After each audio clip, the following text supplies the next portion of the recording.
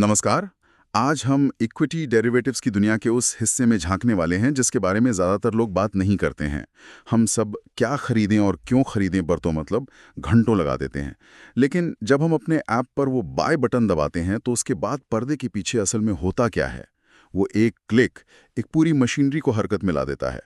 हमारा ऑर्डर कहाँ जाता है, उसे अपना मैच कैसे मिलता है, ये सब मतलब कैसे तय होता है। आज NISM की इक्विटी डेरिवेटिव्स वर्कबुक के छठे अध्याय के आधार पर हम इसी पूरे ट्रेडिंग मैकेनिज्म की चीर-फाड़ करने वाले हैं। बिल्कुल, ये जानना बहुत ज़रूरी है क्योंकि ये बाजार की नींव है।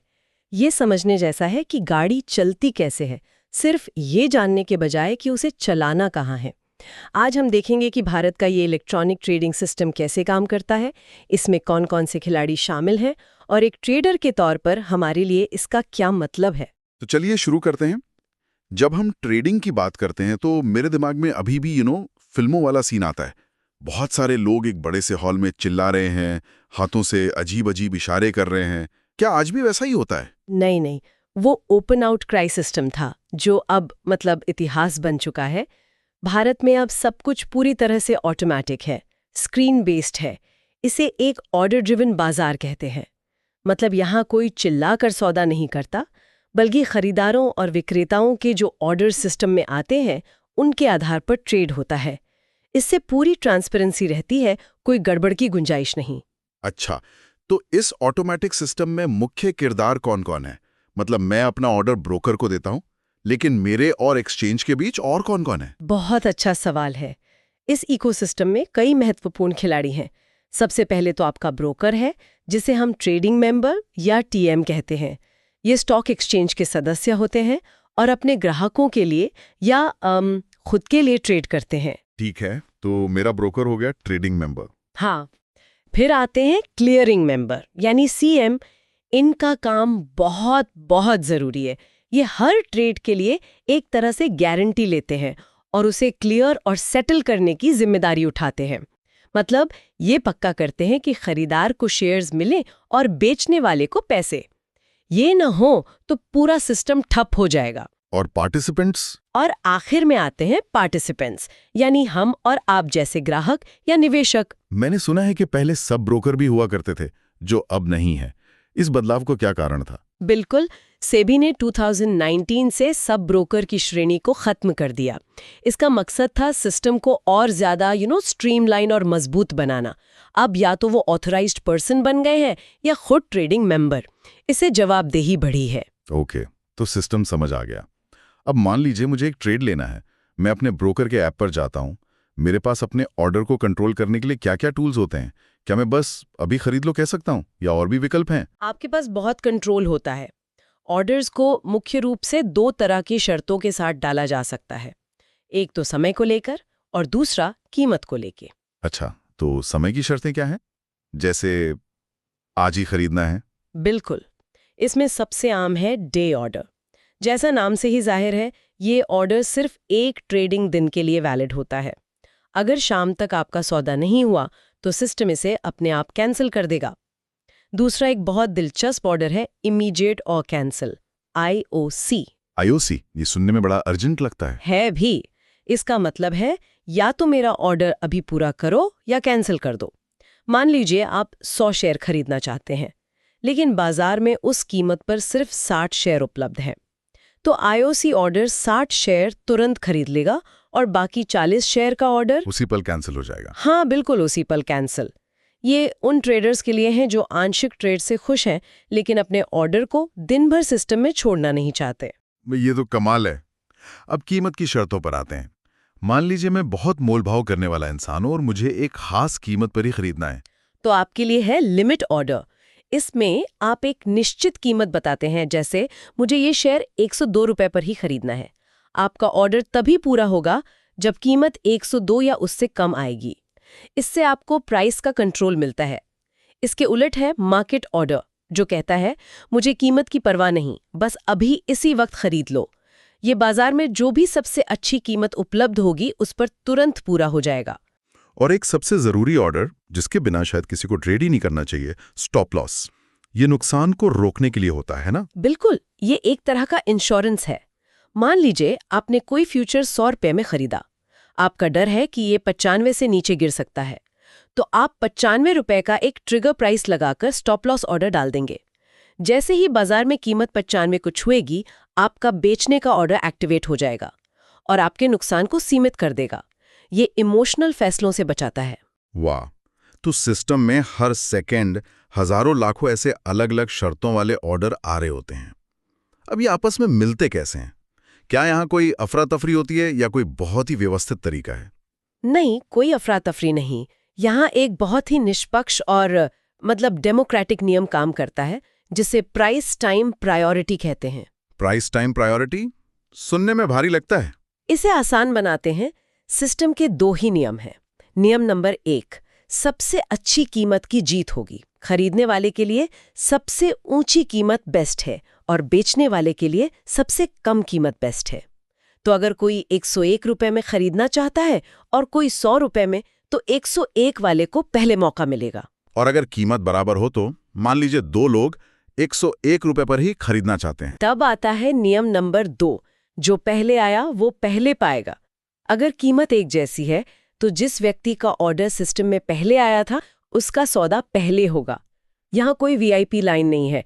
ये पूरी तरह से निष्पक्ष है। सबसे ऊंची खरीद कीमत यानी बेस्ट बाय का मिलान सबसे कम बिक्री खरीद यानी बेस्ट सेल से होता रहता है। ये सुनकर तो बहुत अच्छा लगा। यहाँ एक और सवाल मेरे मन में आता है। मैंने देखा है कि हर कंपनी के स्टॉक पर फ्यूचर्स और ऑप्शंस ट्रेड नहीं होते। ऐसा क्यों है? मैं अपनी पसंदीदा छोटी कंपनी के डेरिवेटिव्स क्यों नहीं खरीद सकता? बहुत जरूरी सवाल है। सेबी ऐसा नहीं होने दे सकता और इसके पीछे ठोस कारण है। डेरिवेटिव सेगमेंट में किसी स्टॉक को शामिल करने के लिए बहुत कड़े मानदंड है, ताकि सिर्फ बड़ी और बहुत लिक्विड कंपनियां ही इसमें आए। ओके, तो क्या है वो शर्तें? किसी स्टॉक को इस खास क्लब में एंट्री के लिए क्या करना पड़ता है? में होना चाहिए। दूसरी, उसका median quarter sigma order size, जिसे MQSOS कहते हैं, वो कम से कम 75 लाख रुपए होना चाहिए। एक मिनट, ये MQSOS ये क्या भला है? हाँ, ये सुनने में बड़ा टेक्निकल लगता है, पर इसका सीधा मतलब है कि बाजार इतना गहरा होना चाहिए कि कोई बड़ा इंस्टीट्यूशनल प्लेयर भी 75 लाख का ऑर्डर डाले तो कीमत में भूचाल ना आ जाए। ये छोटे निवेशकों को बड़ी उथल-पुथल से बचाता है। इसके अलावा मार्केट वाइड पोजीशन लिमिट यानी MWPL 1500 करोड़ रुपए से ज्यादा होनी चाहिए, ताकि कोई स्टॉक को मैनिपुलेट न कर सके। और कैश मार्केट में रोज कम से कम 35 करोड़ रुपए की डिलीवरी होनी चाहिए। बाप रे, ये तो काफी सख्त नियम है। तो क्या एक बार एंट्री मिल गई तो हमेशा के लिए, या फिर यहाँ भी परफॉर्मेंस रिव्यू होता है? बिल्कुल, परफॉर्मेंस रिव्यू होता है। अब एक प्रोडक्ट सक्सेस फ्रेमवर्क यानी PSF भी है। अगर कोई स्टॉक इन मानकों पर खरा नहीं उतरता, तो उसे लिस्ट से बाहर कर दिया जाता है। इसके तहत स्टॉक में रोज का औसत टर्नओवर कम से कम 75 करोड़ रुपए और ओपन इंटरेस्ट 500 करोड़ रुपए होना चाहिए। अगर परफॉर्मेंस गिरी तो स्टॉक को बाहर का रास्ता दिखा दिया जाता है। ठीक है, एक और प्रैक्टिकल सवाल। मान लीजिए मैंने किसी कंपनी का फ्यूचर कॉन्ट्रैक्ट खरीद रखा है और कंपनी अचानक बोनस शेयर या डिविडेंड की घोषणा कर देती है। इससे तो स्टॉक की कीमत बदल जाएगी, तो मेरे कॉन्ट्रैक्ट का क्या होगा? अरे, ये तो बहुत बढ़िया सवाल है और एक्सचेंज इसके लिए पूरी तरह तैयार रहता है। नियम ये है कि किसी भी कॉर्पोरेट एक्शन से निवेशक की पोजीशन की कुल वैल्यू पर कोई असर नहीं पड़ना चाहिए। इसके लिए कॉन्ट्रैक्ट की शर्तों में एडजस्टमेंट किए जाते हैं। स्ट्राइक प्राइस, लॉट साइज, सब कुछ एडजस्ट किया जा सकता है। डिविडेंड के मामले में ये कैसे काम करता है? ये तो बहुत आम बात है। डिविडेंड में एक दिलचस्प नियम है। अगर डिविडेंड स्टॉक की मार्केट वैल्यू के 2% से कम है, तो उसे ऑर्डिनरी डिविडेंड मानकर नजरअंदाज कर दिया जाता है। ऐसा क्यों? 2% से कम वाले को क्यों छोड़ देते हैं? क्योंकि बाजार ये मानकर चलता है कि छोटी मोटी रेगुलर डिविडेंड तो कंपनी देती ही रहेगी, तो उसकी कीमत ऑप्शन के प्रीमियम में पहले से ही शामिल होती है। लेकिन अगर डिविडेंड 2% से ज्यादा है, तो उसे एक्स्ट्राऑर्डिनरी डिविडेंड कहते हैं। मान लीजिए कंपनी ने अचानक 10% का स्पेशल डिविडेंड दे दिया। इससे स्टॉक की कीमत गिर जाएगी और पुट ऑप्शन वालों को बिना किसी वजह के बहुत फायदा हो जाएगा। इसी अनफेयर एडवांटेज को रोकने के लिए सभी स्ट्राइक प्राइस को डिविडेंड की राशि से कम कर दिया जाता है। तो मतलब एक्सचेंज ये पक्का करता है कि कॉर्पोरेट एक्शन से मेरा मुनाफा या नुकसान ना हो, जो कि बहुत अच्छी बात है। लेकिन मुनाफे नुकसान के अलावा हर ट्रेड में कुछ लागत तो आती ही होगी। ब्रोकरेज के अलावा और क्या-क्या जेब से जाता है? दूसरी है स्टैट्यूटरी चार्जेस यानी सरकारी टैक्स। इसमें securities transaction tax, STT, GST, stamp duty और सेबी की फीस शामिल हैं। और तीसरी, आपने 3 कहा था। तीसरी लागत छिपी हुई है, इसे इम्पैक्ट कॉस्ट कहते हैं। ये सीधे तौर पर कटती नहीं, पर आपको महसूस होती है। इसे ऐसे समझिए, आप सब्जी मंडी में 1 किलो टमाटर खरीदने गए, भाव है 20 रुपए। लेकिन अगर आप कहें कि मुझे पूरी दुकान के टमाटर चाहिए, तो दुकानदार शायद भाव बढ़ाकर 22 रुपए कर देगा। ये जो 2 रुपए का फर्क आपके बड़े ऑर्डर की वजह से आया, वही बाजार की भाषा में इम्पैक्ट कॉस्ट है। ये कम लिक्विडिटी वाले स्टॉक्स में ज्यादा होती है। क्या बढ़िया उदाहरण है। चलिए, अब एक बहुत ही मॉडर्न और आकर्षक विषय पर आते हैं। मैं आजकल एल्गो ट्रेडिंग के बारे में बहुत सुन रहा हूँ। लगता है जैसे कोई साइंस फिक्शन फिल्म की बात हो रही हो। ये है क्या? ये ट्रेडिंग का भविष्य है और वर्तमान भी। ये बस प्री प्रोग्राम ट्रेडिंग निर्देशों का उपयोग करके ऑर्डर्स को ऑटोमेटिक तरीके से एग्जीक्यूट करने की प्रक्रिया है। इसमें इंसान नहीं बल्कि कंप्यूटर कीमत, समय और वॉल्यूम जैसे वेरिएबल्स के आधार पर खुद ही ट्रेड करता है। इसका सबसे बड़ा फायदा क्या है? क्या ये हमसे बेहतर ट्रेडर हैं? 2 सबसे बड़े फायदे हैं। पहला, इसमें इंसानी भावनाएं जैसे डर और लालच बीच में नहीं आती। कंप्यूटर डरता नहीं है। दूसरा, इसकी स्पीड। ये मिली सेकेंड्स में फैसले लेकर ट्रेड कर सकता है, जो इंसान के लिए असंभव है। तो क्या ये सिर्फ बड़े संस्थानों और अमीरों के लिए है, या हम जैसे रिटेल निवेशक भी इसका इस्तेमाल कर सकते हैं? अब ये रिटेल निवेशकों के लिए भी उपलब्ध है, लेकिन सेबी ने इसके दुरुपयोग को रोकने के लिए कड़े नियम बनाए हैं। मोटे तौर पर एल्गो 2 तरह के होते हैं। व्हाइट बॉक्स, जिसका लॉजिक और नियम आपको पता होते हैं, आप उन्हें देख और बदल सकते हैं। और दूसरे होते हैं ब्लैक बॉक्स, जिनका लॉजिक सीक्रेट होता है, सिर्फ प्रोवाइडर ही जानता है। सेबी का नियम है कि ब्लैक बॉक्स एल्गो बेचने वाले प्रोवाइडर को एक रजिस्टर्ड रिसर्च एनालिस्ट होना जरूरी है। ये सुनकर एक डरावना ख्याल मन में आ रहा है। ये सब टेक्नोलॉजी पर निर्भर है। क्या होगा अगर बाजार में बड़ी गिरावट आ रही हो और मेरे ब्रोकर का ऐप या वेबसाइट क्रैश हो जाए? मैं तो अपनी पोजीशन से निकल ही नहीं पाऊंगा और बड़ा नुकसान हो जाएगा। आपकी चिंता बिल्कुल जायज है और रेगुलेटर्स ने इस स्थिति के बारे में सोचा है। इसी से निपटने के लिए सभी एक्सचेंजों ने मिलकर एक प्लेटफॉर्म बनाया है, जिसका नाम है इन्वेस्टर रिस्क रिडक्शन एक्सेस यानी IRRA। IRRA ये क्या है? एक तरह का सेफ्टी नेट? बिल्कुल, आप इसे एक इमरजेंसी एग्जिट की तरह समझ सकते हैं।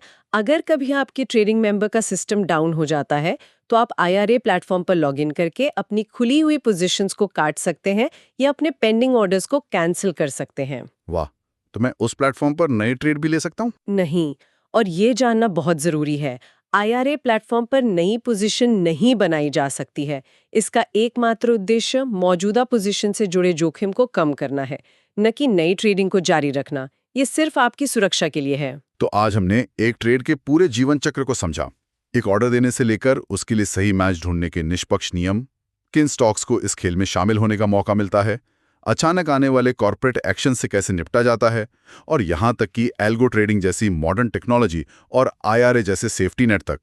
ये वाकई में एक बहुत ही सोची समझी और नियमों से बंधी हुई दुनिया है। सिक्योरिटी से लेकर सख्त चयन मानदंडों और निवेशक सुरक्षा के उपायों तक हर कदम पर एक मजबूत ढांचा है। सही बात है। लेकिन यहाँ एक सवाल भविष्य के लिए भी खड़ा होता है, जिस पर हमारे श्रोताओं को सोचना चाहिए। जैसे जैसे ट्रेडिंग और ज्यादा ऑटोमेटेड और एल्गो ड्रिवन होती जा रही है, जहाँ मशीनें हमारे लिए फैसले ले रही हैं, तो क्या एक रिटेल निवेशक के लिए ये समझने की जिम्मेदारी कि ट्रेडिंग कैसे होती है, कम हो जाती है या पहले से कहीं ज्यादा बढ़ जाती है, इस पर जरूर सोचिएगा।